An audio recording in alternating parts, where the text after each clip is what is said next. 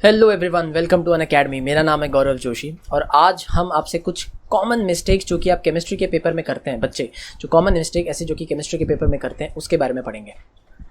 सबसे पहला, analyse the paper first. देखिए, जब भी आप केमिस्ट्री के एग्जाम में बैठें या किसी भी एग्जाम में बैठें तो सबसे पहले आपका काम होता है पूरे पेपर को एनालाइज करना, ना कि सिर्फ एक क्वेश्चन दो क्वेश्चन। पूरे पेपर को स्टार्टिंग से लेकर लास्ट तक देखना, ये आपका काम है। क्योंकि जब आप पूरे पेपर को एनालाइज करते हैं तो आपको पता चलता है कि कितने क्वेश्चंस हैं, कौन सा क्वेश्चन इजी है, कौन सा डिफिकल्ट है, कौन सा अभी आपको आ रहा है, कौन सा नहीं आ रहा है। तो अपने आप दिमाग में, माइंड में ना एक प्लान बन जाता है कि मुझे क्या करना होगा, कहाँ पर मैं फंसूंगा, कहाँ पर नहीं फंसूंगा। ये करना सबसे पहले बात और सबसे ज़्यादा इंपॉर्टेंट होता है कि पूरे पेपर को एनालाइज करें। सीधा पहले क्वेश्चन से सीधा लिखना मत शुरू कर दीजिए कि आपको पहला क्वेश्चन दिखा, चलो आता है तो लिखना स्टार्ट, नहीं तो दूसरा। ऐसा नहीं। पहले पूरे पेपर को एनालाइज करें। 2 मिनट 3 मिनट लगेगा सारे क्वेश्चंस को एक बार रीड करने में, उससे आपका बहुत ज़्यादा टाइम वेस्ट नहीं होगा। लेकिन एनालिसिस पेपर का सबसे पहले बहुत इंपॉर्टेंट होता है। एक बार आपने पेपर को एनालाइज कर लिया तो उसके बाद में सबसे इंपॉर्टेंट है कि आप अपना पूरा पेपर लिखें।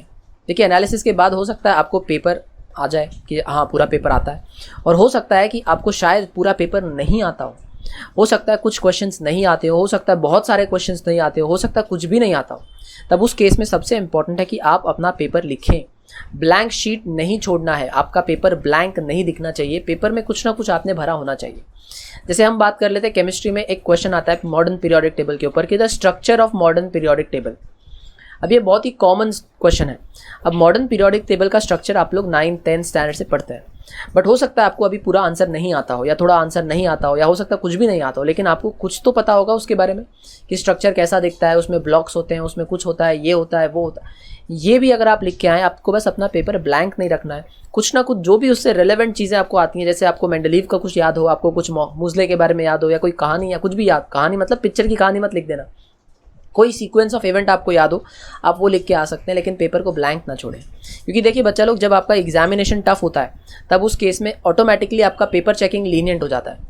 अब जब लीनियंट पेपर चेकिंग होगा तो आपके लिखे हुए मार्क्स को अच्छे मार्क्स, मतलब अच्छा क्वांटिटी में मार्क्स मिल सकता है। कंडीशन, आपने आंसर लिखा होना चाहिए। ब्लैंक पेपर पे मार्क्स नहीं मिल सकता, फिर चाहे आपने कुछ भी नहीं लिखा हो, चाहे आपको आता हो नहीं आता हो। अगर आपने लिखा है तो आपको कुछ ना कुछ मार्क्स मिलने का चांसेस होता है। ब्लैंक शीट नहीं रखनी है। जो भी आता हो आपको आंसर के बारे में कुछ ना कुछ लिख के आओ, ताकि आपको कुछ मार्क्स मिल जाए। उसके बाद में मैनेज, अगर आपको पूरा पेपर आता है, आपको अब अपना टाइम मैनेज करना आना चाहिए कि आपको किस क्वेश्चन को कितना मार्क्स देना, मतलब कितना टाइम देना है, कितने मार्क्स के लिए कितना टाइम देना है। उसके लिए मेरा एडवाइस होता है कि जो बड़े मार्क्स वाले, जिनका वेटेज, जो ज़्यादा वेटेज वाले क्वेश्चंस होते हैं, हायर वेटेज जिनका होता है, जैसे 4 मार्क का क्वेश्चन हो गया, 5 मार्क का क्वेश्चन हो गया, या 7 मार्क का क्वेश्चन हो गया, ऐसे जो बड़े वेटेज वाले क्वेश्चंस होते हैं वो लास्ट में होते हैं हमेशा, ज़्यादातर वो लास्ट में होते हैं, पेपर के एंड की तरफ होते हैं। मेरे हिसाब से पहले उनको टारगेट करना चाहिए, क्योंकि देखो ये क्वेश्चंस ऐसे होते हैं जिनको लिखने में बहुत टाइम जाता है। इनके बारे में इनको एनालाइज करना पड़ता है, पेपर आंसर फॉर्म करना पड़ता है, डायग्राम बनाना पड़ता है। जब आप पेपर की शुरुआत करते हैं तब आपका माइंड बहुत फ्रेश होता है। फ्रेश माइंड में आप ये बड़े बड़े आंसर्स लिख सकते हैं। छोटे मार्क्स के जो स्मॉल आंसर्स होते हैं, 1 मार्क का, 2 मार्क का या 3 मार्क का जो आंसर होता है, इसमें इतने ज़्यादा लंबे लंबे आंसर आपको नहीं लिखने होते हैं। मतलब आपको बहुत ही छोटे वर्ड्स में आपको आंसर खत्म करना है। ना ज़्यादा डायग्राम्स लगते हैं, ना बहुत ज़्यादा केमिकल रिएक्शंस होते हैं।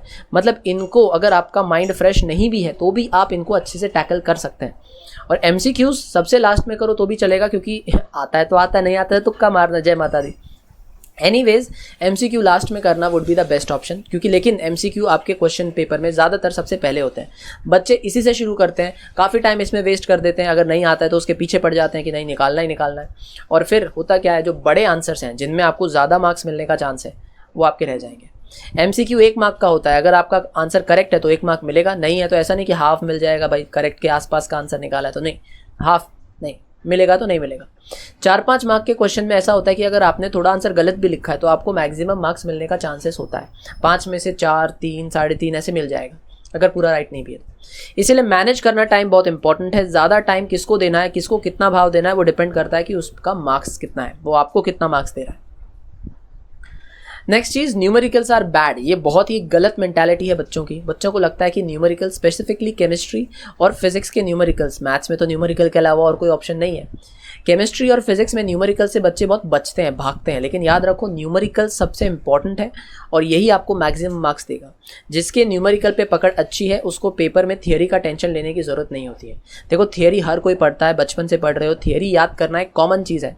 अगर थियरी ही आपकी बहुत स्ट्रांग है तो आपको आर्ट्स या कॉमर्स ऐसा कोई सब्जेक्ट लेना चाहिए था जहाँ पर न्यूमेरिकल नहीं होते हैं। केमिस्ट्री फिजिक्स न्यूमेरिकल के बिना अगर आप पढ़ने की सोच रहे हैं तो आपका नहीं जमने वाला है, नहीं होगा। आपको न्यूमेरिकल पे पकड़ बनानी ही बनानी है। और न्यूमेरिकल की अच्छी बात ये होती है कि न्यूमेरिकल में स्टेप वाइज मार्किंग होती है। अगर आपने गिवन लिखा तो आपको हाफ मार्क मिलेगा, अगर आपने फॉर्मूला लिखा तो आपको हाफ या 1 मार्क मिल जाएगा, अगर आपका फाइनल आंसर करेक्ट है तो आपको आधा 1 मार्क मिल जाएगा। मतलब आपको स्टेप बाय स्टेप मार्क्स मिलने वाले हैं। तो आपको न्यूमेरिकल स्टेप बाय स्टेप ही लिखने होते हैं और यहाँ पर आपको मैक्सिमम मार्क्स मिलने का चांस होता है as compare to theory. Theory में फिर भी पूरा आंसर करेक्ट हो तो भी मार्क्स कट सकते हैं, लेकिन यहाँ पर अगर आपने ये स्टेप्स लिखे हुए हैं आपको पूरे मार्क्स मिलेंगे। लास्ट थिंग बच्चा लोग, आप एग्जामिनेशन एक बार दोगे लेकिन उस एग्जामिनेशन की 1000 बार आपको प्रैक्टिस करके जाना है। 1000 बार से मेरा मतलब लिटरली 1000 बार नहीं है, मतलब बहुत बार प्रैक्टिस करके जाना है।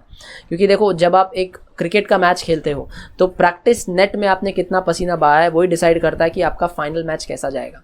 अब देखो, नसीब ख़राब हुआ आपका तो उसकी कोई कंडीशन नहीं है, वो तो किसी का भी ख़राब हो सकता है। कितना ही प्रैक्टिस करके जाओ तो नसीब ख़राब हो ही सकता है। बट हमारे हाथ में नसीब का नहीं है ना, लक तो हमारे हाथ में नहीं है, हमारे हाथ में हमारी प्रैक्टिस है। तो हमको इतनी प्रैक्टिस करके जानी है कि एग्जामिनेशन में कोई भी क्वेश्चन हमको नया या बाउंसर नहीं लगना चाहिए, यॉर्कर नहीं लगना चाहिए। हर एक क्वेश्चन हमने इतनी बार प्रैक्टिस किया होना चाहिए कि कोई भी क्वेश्चन आ जाए नया नहीं है। हाँ, थोड़ा कम आता होगा, थोड़ा ज़्यादा आता होगा, लेकिन नया नहीं लगना चाहिए।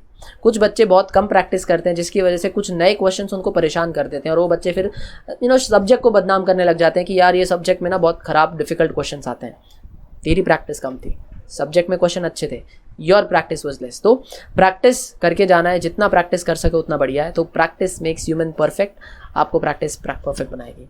ये कुछ 5 कॉमन मिस्टेक्स थी जो कि बच्चे करते हैं केमिस्ट्री के एग्जामिनेशन में। आई होप आप इन मिस्टेक से सीखेंगे और ये मिस्टेक नहीं दोहराएंगे। आपको मिलते हैं अनअकैडमी पर प्लस एंड लाइव लेक्चर्स में। Bye bye.